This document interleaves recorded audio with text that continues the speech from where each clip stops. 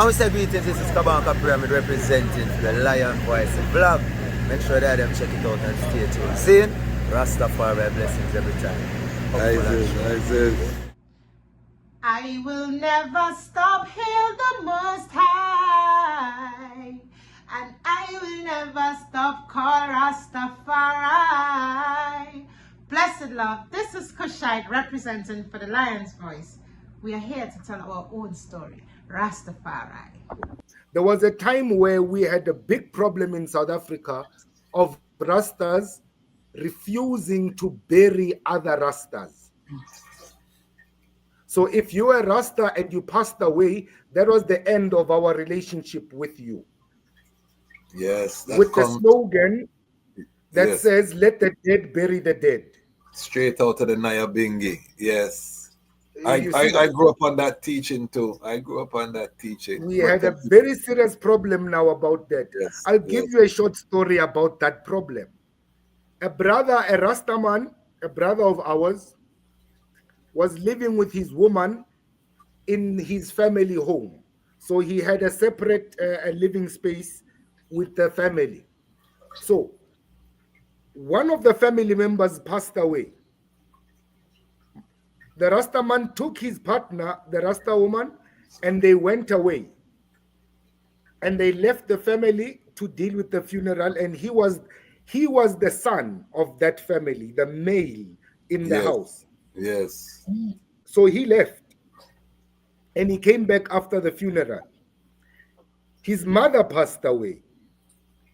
The same thing, he left and he came back after the funeral. Now, one of his children passed away. His whole family left him and not one Rasta showed up. Now, that is a serious problem. Serious.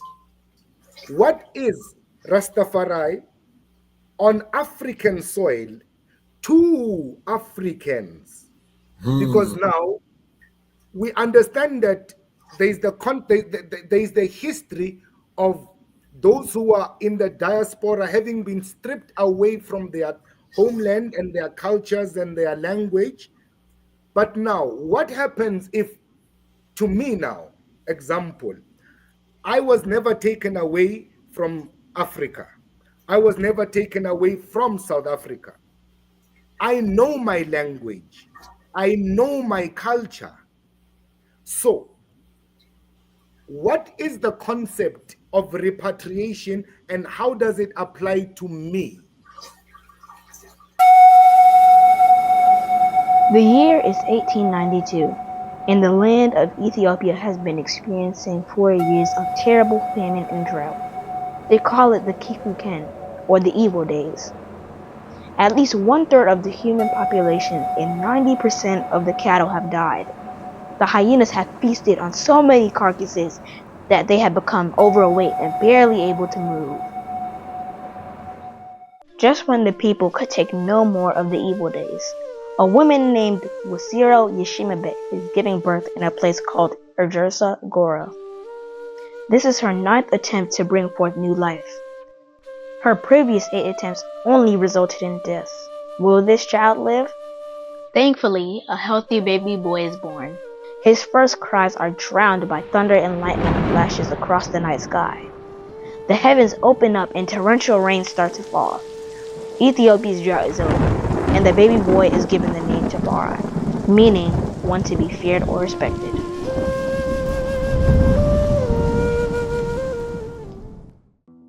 Rastafari's father, Ras Tafari, is a very important man in 1892 Ethiopia. Although he is overjoyed at the birth of his newborn son, he cannot spend much time with him. Ras Tafari is the governor of Harar and must get back to the famous walled city to deal with its affairs. Furthermore, he is the foreign minister of Ethiopia, and having traveled to different places in Europe, he is very aware of the material and military advances they have made and the looming threats they pose to his country. Ras Tafari knows that the majority of Ethiopians have no idea what is coming, and that he has to work that much harder to secure the realm. Ras Tafari would grow up to become the legendary emperor Haile Selassie I. To understand his journey, we must first understand the Ethiopia that he was inheriting and what it was like when he was born in 1892. Get your copy of Kwesi Bansu's book, Haile Selassie I Ethiopia, Volume 1, The Rise of the Priestly Warrior Kings, and increase your knowledge about the history, politics, and culture of Ethiopia in 1892, and how it connects to the rest of African and world history at the time. Haile Selassie I Ethiopia, Volume 1 is available for purchase at www.bookmanexpress.pub. Please visit for more information. Come on. I quoted, air quoted church because that was my perception at first. Okay. Only to realize that no, it's an order. Highly. It's an order of priests. It's a priestly order based on the teachings of His Imperial Majesty Haile Selassie. Okay. Its founder, funny you mention his name. It was founded by Abuna Tautau Haramanuba. Okay. He was the founder of that order, of that institution, which later now evolved into what we are doing right now. The primary philosophy of the Melchizedek order was an African interpretation of His Majesty Haile Selassie, but within the parameters of priesthood. So the question that was confronted by this order, I'll give you one example. There was a time where we had a big problem in South Africa of Rastas refusing to bury other Rastas. So if you were a Rasta and you passed away, that was the end of our relationship with you. Yes. With the slogan that says, let the dead bury the dead. Straight out of the Nyabingi. Yes. I grew up on that teaching too. We had a very serious problem now about that. Yes, I'll give you a short story about that problem. A Rastaman, a brother of ours, was living with his woman in his family home. So he had a separate living space with the family. So one of the family members passed away. The Rastaman took his partner, the Rasta woman, and they went away. And they left the family to deal with the funeral. And he was the son of that family, the male in the house. Yes. So he left. And he came back after the funeral. His mother passed away. The same thing, he left and he came back after the funeral. Now, one of his children passed away. His whole family left him and not one Rasta showed up. Now, that is a serious problem. Serious. So, the Melchizedek order was formed to correct such.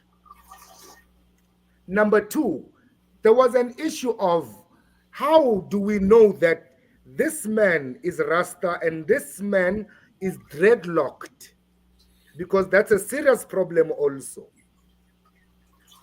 We know that there are many people who go around because they wanted permission to sell ganja. And when they were caught by the police, they want to say, no, I'm Rasta. There were people who were committing crimes and disguising as Rasta. There were people who were raping, killing, and doing all sorts of things with dreadlocks and smoking ganja. So the question was, how do we now differentiate? Not to say who is true Rasta and who is not true Rasta, but how do we differentiate an identity problem or an identity theft problem? And then we realized that no, a rite of passage into any society in the African context is necessary. In any community, in any society, in the African context, a rite of passage is necessary. And then the Melchizedek order introduced the rite of passage of baptism. How is this? Which is water immersion in the river. Right? Now, these are the things that the Melchizedek order are still standing for as the priesthood.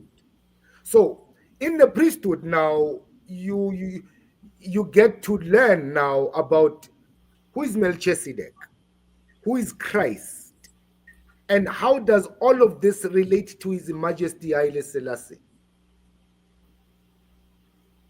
You see? But now, with the backdrop of not forgetting we are Africans, we are in Africa, and the whole concept of Rastafari in the diaspora now is to return back to our roots and culture. And then discussions over roots and culture were kicked off now. What then is roots and culture in the context of Rastafari, in the context of Africa? And then the order now evolves as it evolved until this day. The Grandmaster Tautau Haramanuba, he's heading now the Bakehase School of Thought and the Bantu Soul Society as an evolution of those questions. Okay. As much as I went on now to institute Abba Kalipibo Kanya as a continuation of that very same discussion. This is why you will see that we still wear the same black turban of the priesthood, because it is the continuation of that Melchizedek order of saying, what is Rastafari on African soil to Africans? Because now we understand that there is the history of those who are in the diaspora having been stripped away from their homeland and their cultures and their language. But now, what happens if, to me now, example, I was never taken away from Africa. I was never taken away from South Africa. I know my language. I know my culture. So, what is the concept of repatriation and how does it apply to me? I was disturbed by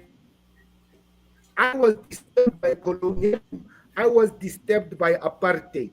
My repatriation is to go back home and ask my grandfathers, their fathers, how did we express and manifest our spirituality before we were disturbed by Christian colonialism and oppression? Now, my sense of my understanding of repatriation as an African Xhosa born and bred Rasta is I have to now go back to what did the Xhosa do? What was the Xhosa way of life and what was the Xhosa philosophy about spirituality, and how do I now take this knowledge and integrate myself first with my immediate society, and then how do I then open up for those now who are coming from outside to learn about African cultures and traditions?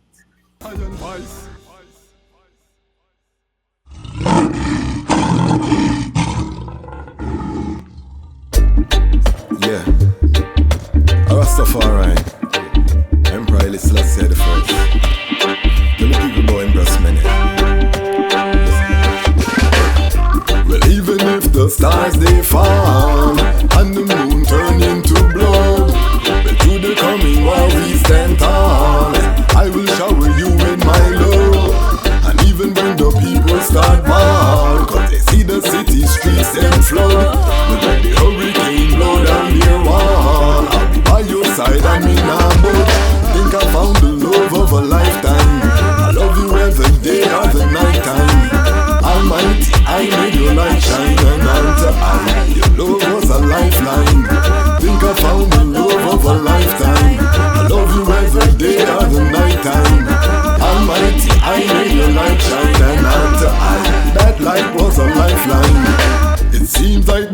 is upside down. I will never hide, I'd rather stand my ground. Lion of Judah blessed with the triple crown. Can't come fool I with no circus clown. Now fear no hurricane or the cyclone. Respect for Mama Earth with that embedded on me bone. That's why I will never leave you alone. Protect you from harm when the alarm sound. So even when the stars they fall and the moon turn into blood, through the coming war we stand tall. I will shower you with my love. And even when the people start mal, but they see their city streets them flood, when the hurricane blow down our wall, I'll be by your side and me not budge. Think I found the love of a lifetime. I love you every day or the night time. The Almighty, I made your light shine, and unto I, your light was a lifeline. I think I found the love of a lifetime. I love you every day or the night time. The Almighty, I made your light shine, and unto I, your love was a lifeline. They say hurt people, maybe that's why Babylon them so evil. Maybe Babylon abused as a child. That's why them no like the light when you smile. That's why them no like how your body curve. The way how you dance get on Babylon nerve. Them no know how the Almighty you serve. Want to be a queen, so a king you deserve. And I'll be by your side when things get worse. When the city flood cause the dam just burst. When you can depend on no state or church. Firm like a man in an highly Selassie first.